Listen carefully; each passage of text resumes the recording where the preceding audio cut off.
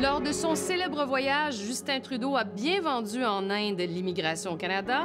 Après la pause, le problème, c'est que des passeurs ont flairé la bonne affaire. Selon le FMI, l'Inde est la 5e puissance économique mondiale. J'étais en Inde, j'y ai séjourné pour mes études en informatique. C'est un environnement dans lequel on y trouve des centres informatiques à tous les coins de rue. À croire que les Indiens sont réputés pour être très bons en informatique. Mais là n'est pas le sujet. Il est question aujourd'hui de parler d'un nombre croissant, exponentiel, grandissant de demandeurs d'asile au Canada.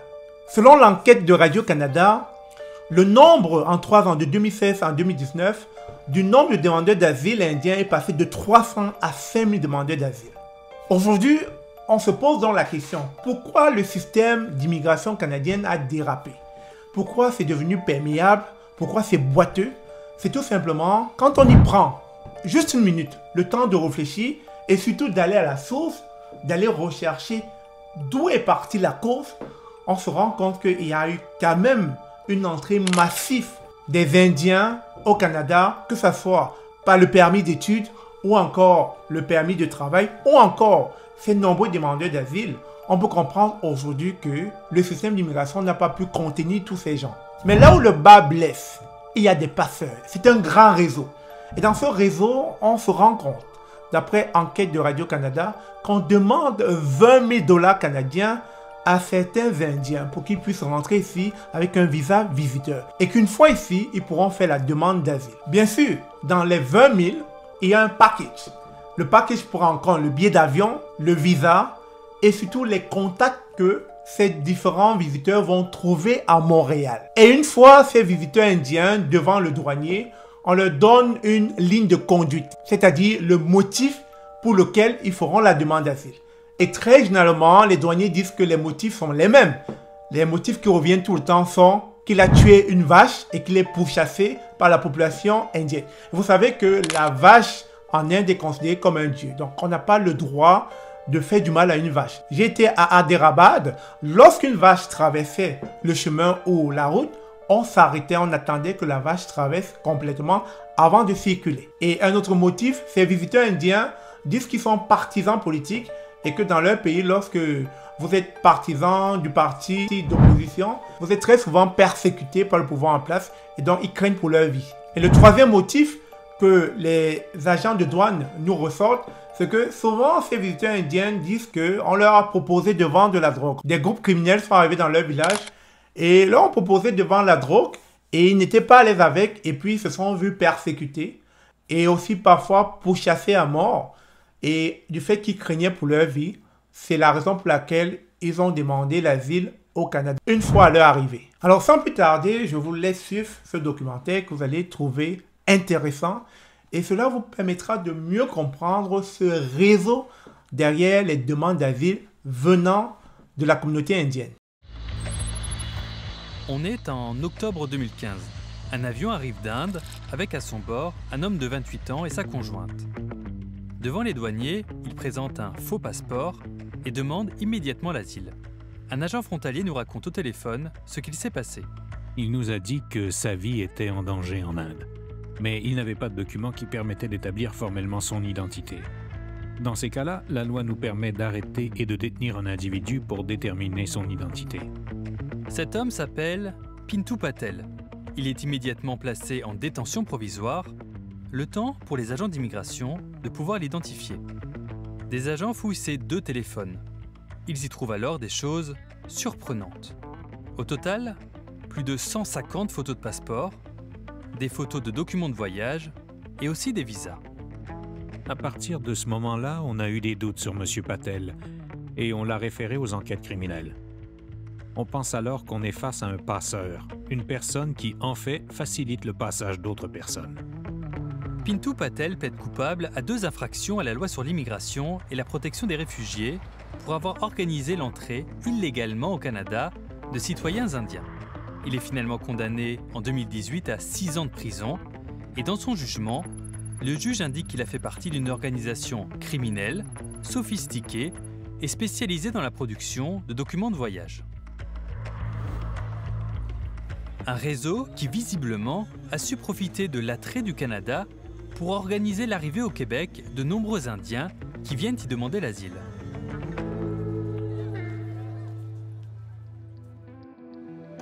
Depuis quelques années, le nombre de demandes d'asile est en forte hausse au Canada.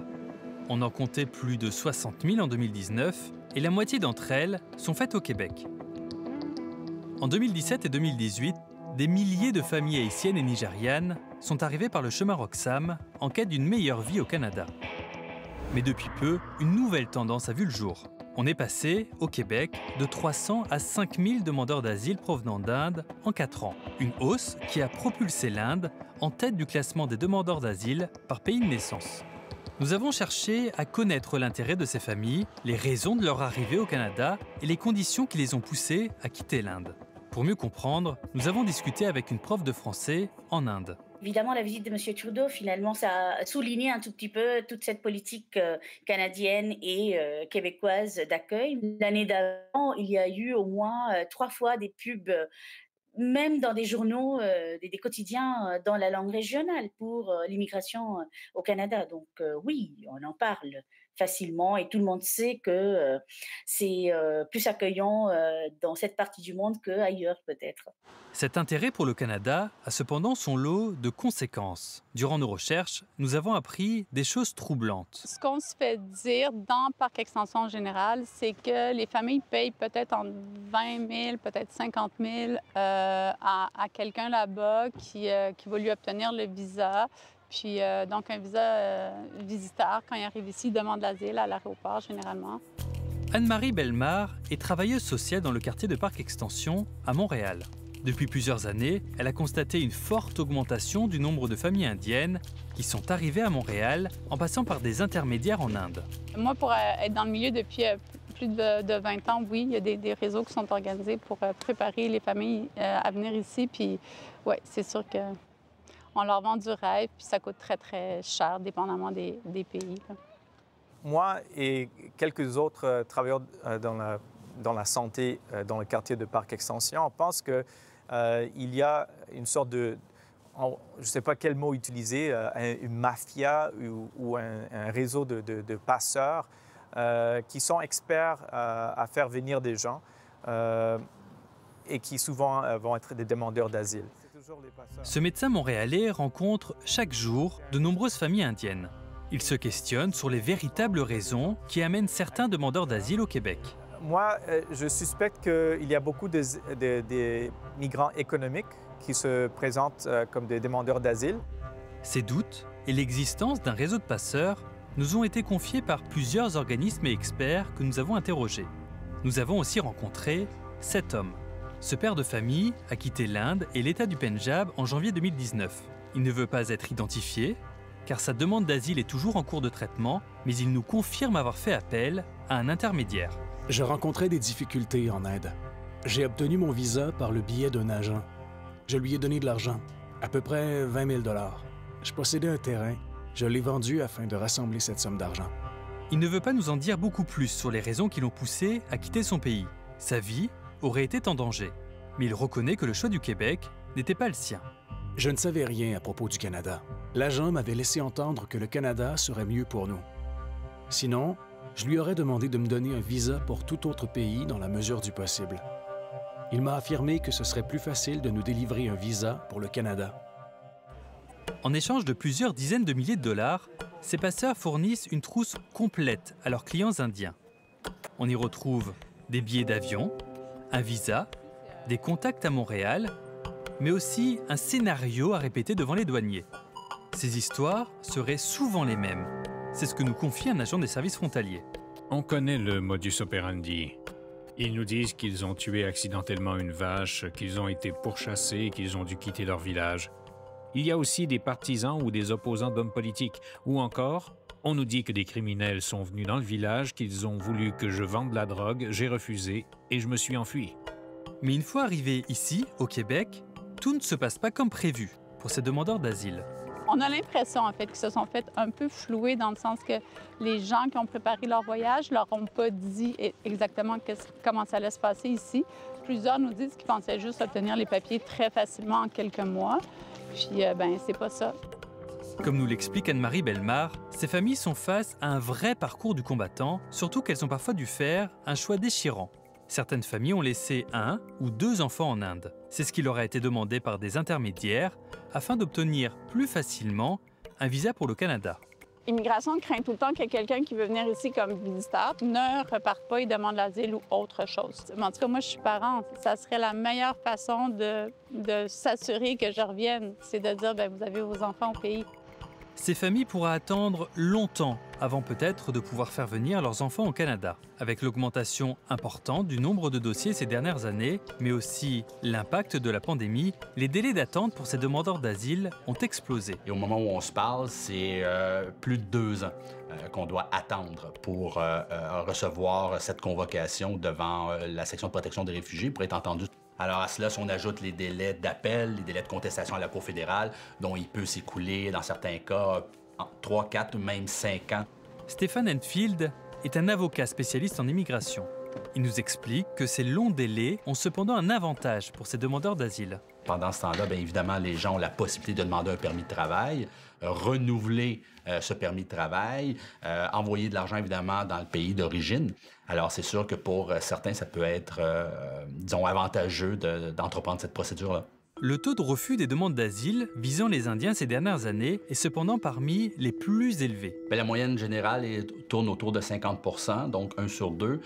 Pour les dossiers indiens, ça tourne plus autour de 60 % le taux de rejet. Donc, la crédibilité est souvent mise en doute dans ces cas-là. On semble faire des liens entre des histoires similaires d'un demandeur d'asile à un autre. Ça peut expliquer dans certains cas, justement, ce taux de rejet important. Des histoires, ce traducteur, qui est lié par un devoir de confidentialité, en a entendu des centaines depuis plusieurs années. Des mensonges aussi. Pour convaincre le tribunal qui délivre ce statut de réfugié, des demandeurs d'asile exagéreraient volontairement. Vous, quand vous êtes au tribunal, à la commission sur le statut de réfugié, vous savez donc que des gens mentent en fait sur leurs histoires? Oui, selon moi, oui. Des fois, oui. Pour essayer de convaincre le juge d'obtenir justement ce statut de réfugié-là? Oui, mais c'est pas leur faute. C'est pour avoir une meilleure vie. Elles n'ont pas le choix. Pour gagner votre cas, votre dossier, il faut dire ça. Pour rester ici, il faut mentir. Nous avons demandé une réaction au gouvernement de Justin Trudeau. Le cabinet du ministre de l'Immigration, Marco Mendicino, nous a envoyé cette déclaration. Le fait que quiconque demande un paiement pour les amener ou leur permettre de rester au Canada est frauduleux. Le gouvernement canadien nous a également indiqué avoir fait de la publicité, en Inde, pour alerter la population locale contre de potentielles fraudes. Dans ce journal indien, par exemple, cette pub, elle dit qu'une demande pour un visa au Canada coûte moins de 100 $. Ne gaspillez pas votre argent, écrit le gouvernement canadien. Ils sont pourtant nombreux à avoir gaspillé leur argent. Plusieurs familles menacées d'expulsion devront bientôt retourner d'où elles viennent, avec des milliers de dollars en moins dans leur poche et un rêve qui s'est finalement transformé en cauchemar. On est endetté, on a peut-être vendu nos terres, notre maison, puis c'était un peu la gloire. Tu es l'heureux élu qui part au Canada, puis là, tu te fais déporter comme une vieille chaussette avec ta valise. C'est vraiment, vraiment, vraiment dur. Avec la culture de beaucoup de pays, c'est extrêmement difficile.